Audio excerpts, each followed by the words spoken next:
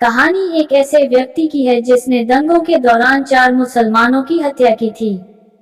एक दिन वो घर में अकेला था तो उसने बाहर पेड़ के नीचे एक लड़की को बैठे देखा। इशारों से उसे घर बुलाने में नाकाम रहने के बाद वह उसके पास गया और जबरदस्ती उसे घर ले आया। जल्दी ही उसने उसे काबू में कर लिया और चूमने लगा। बिस्तर पर जाने से पहले लड़की ने उससे पिस्तौल देखने की ख्वाहिश जाहिर की तो उसने अपनी पिस्तौल लाकर उसे दे दी। लड़की ने पिस्तौल हाथ में लेते ही चला दी और वह वहीं ढेर हो गया। जब उसने पूछा कि उसने ऐसा क्यों किया तो लड़की ने बताया कि उसने जिन 4 मुसलमानों की हत्या की थी उनमें एक उस लड़की का बाप भी था।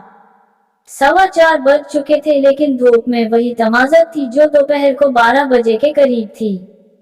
उसने बालकनी में आकर बाहर देखा तो उसे एक लड़की नजर आई जो बज़ाहिर धूप से बचने के लिए एक सायादार दरख्त की छांव में आलती पालती मारे बैठी थी। उसका रंग गहरा सांवला था, इतना सांवला कि वो दरख्त की छांव का एक हिस्सा मालूम होता था।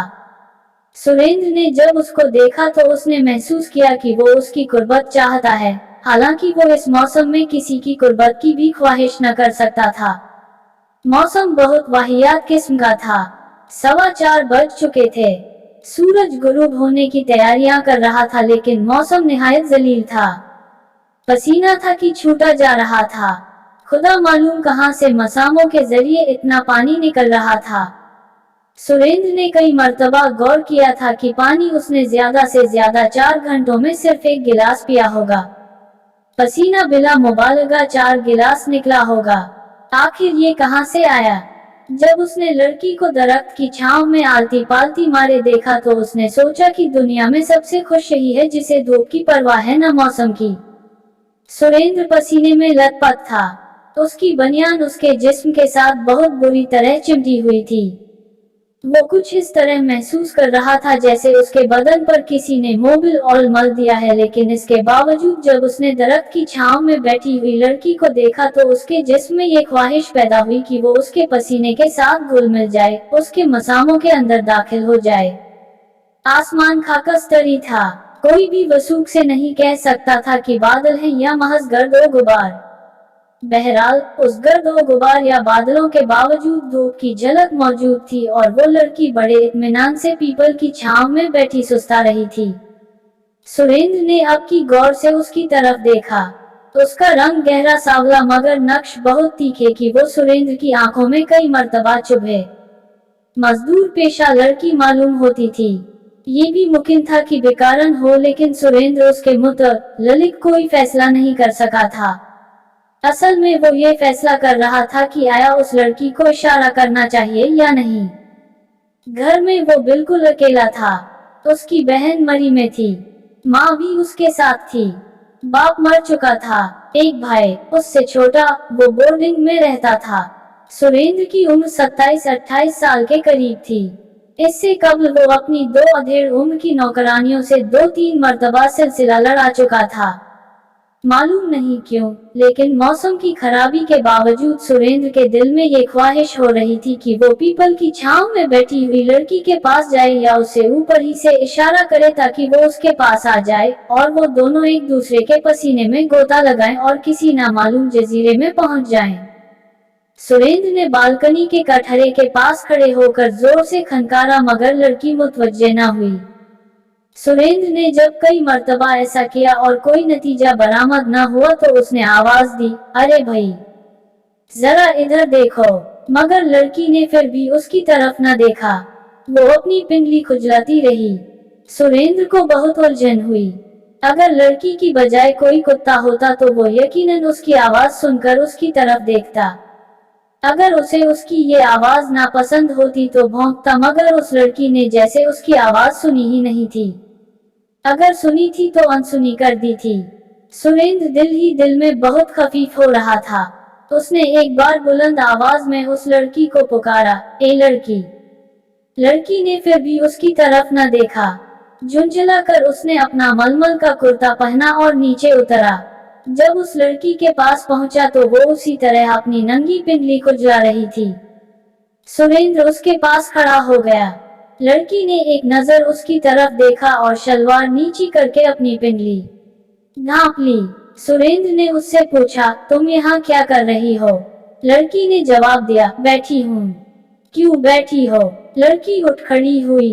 लो, अब खड़ी हो गई हूँ। सुरेंद्र बौखला गया, इससे क्या होता है?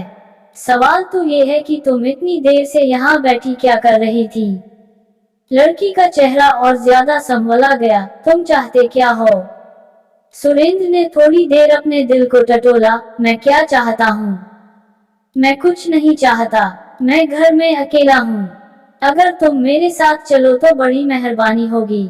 लड़की के गहरे सांवले होंठों पर अजीबो गरीब किस्म की मुस्कुराहट नमूदार हुई, मेहरबानी? काहे की मेहरबानी? चलो। और दोनों चल दिए। जब ऊपर पहुंचे तो लड़की सोफे की बजाय फर्श पर बैठ गई और अपनी पिंडली खुजलाने लगी। सुरेंद्र उसके पास खड़ा सोचता रहा कि अब उसे क्या करना चाहिए। उसने उसे गौर से देखा। वो खूबसूरत नहीं थी, लेकिन उसमें वो तमाम कौसें और वो तमाम खुतूत मौजूद थे जो एक जवान लड़की में मौजूद होते हैं।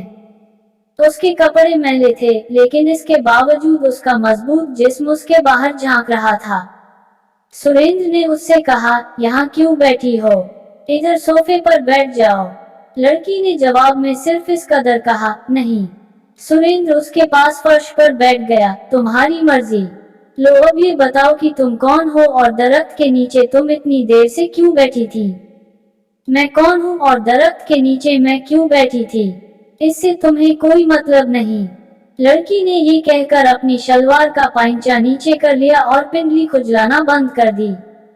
सुरेंद्र उस वक्त उस लड़की की जवानी के मुतालिक सोच रहा था। वो उसका और उन दो अधेड़ उम्र की नौकरानियों का मुकाबला कर रहा था जिनसे उसका 2-3 मर्तबा सिलसिला हो चुका था। वो महसूस कर रहा था कि वो इस लड़की के मुकाबले में ढीली ढाली थी, जैसे बरसों की इस्तेमाल की हुई साइकिलें, लेकिन इसका हर पुर्जा अपनी जगह पर कसा हुआ था। सुरेंद्र ने उन अधेड़ उम्र की नौकरानियों से अपनी तरफ से कोई कोशिश नहीं की थी। वो खुद उसको खींचकर अपनी कोठरियों में ले जाती थी, मगर सुरेंद्र अब महसूस करता था कि ये सिलसिला उसको अब खुद करना पड़ेगा, हालांकि उसकी तकनीक से कतई नावाकिफ था। बहरहाल उसने अपने एक बाजू को तैयार किया और उसे लड़की की कमर में हमायल कर दिया। लड़की ने एक जोर का झटका दिया, ये क्या कर रहे हो तुम? सुरेंद्र एक बार फिर बौखला गया, मैं कुछ भी नहीं। लड़की के गहरे सांवले होंठों पर अजीब किस्म की मुस्कुराहट नमूदार हुई, आराम से बैठे रहो। सुरेंद्र आराम से बैठ गया, मगर उसके सीने में हलचल और ज्यादा बढ़ गई।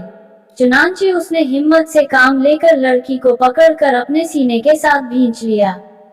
लड़की ने बहुत हाथ पांव मारे, मगर सुरेंद्र की गिरफ्त मजबूत थी। वो फर्श पर चित गिर पड़ी। सुरेंद्र उसके ऊपर था। उसने धड़ाधड़ उसके गहरे सांवले होंठ चूमने शुरू कर दिए। लड़की बेबस थी। सुरेंद्र का बोझ इतना था कि वो उसे उठाकर फेंक नहीं सकती थी। बवजह मजबूरी वो उसके गीले बोसे बर्दाश्त करती रही। सुरेंद्र ने समझा कि वो राम हो गई है, चुनांचे उसने मजीद दराज दस्ती शुरू की। उसकी कमीज के अंदर हाथ डाला। वो खामोश रही। उसने हाथ पांव चलाने बंद कर दिए। ऐसा मालूम होता था कि उसने मुदाफत को अब फजूल समझा है। सुरेंद्र को अब यकीन हो गया कि मैदान उसी के हाथ रहेगा, चुनांचे उसने दराज दस्ती छोड़ दी और उससे कहा, चलो आओ, पलंग पर लेते हैं। लड़की उठी और उसके साथ चल दी। दोनों पलंग पर लेट गए। साथ ही तिपाई पर एक तश्तरी में चंद माल्टे और एक तेज छुरी पड़ी थी। लड़की ने एक माल्टा उठाया और सुरेंद्र से पूछा, मैं खा लूं? हाँ, एक नहीं सब खा लो। सुरेंद्र ने छुरी उठाई और माल्टा छीलने लगा, मगर लड़की ने उससे दोनों चीजें ले ली, मैं खुद छीलूंगी। उसने बड़ी नफासत से माल्टा छीला, उसके छिलके उतारे, फांकों पर से सफेद सफेद झिल्ली हटाई, फिर फांकें अलहदा की। एक फांक सुरेंद्र को दी, दूसरी अपने मुंह में डाली और मजा लेते हुए पूछा, तुम्हारे पास पिस्तौल है? सुरेंद्र ने जवाब दिया, हाँ। तुम्हें क्या करना है? लड़की के गहरे सांवले होंठों पर फिर वही अजीबोगरीब मुस्कुराहट नमूदार हुई, मैंने ऐसे ही पूछा था। तुम जानते हो ना कि आजकल हिंदू मुस्लिम फसाद हो रहे हैं। सुरेंद्र ने दूसरा माल्टा तश्तरी में से उठाया। आज से हो रहे हैं, बहुत दिनों से हो रहे हैं। मैं अपने पिस्तौल से 4 मुसलमान मार चुका हूँ, बड़े खूनी किस्म के। सच? ये कहकर लड़की उठ खड़ी हुई। मुझे जरा वो पिस्तौल तो दिखाना। सुरेंद्र उठा।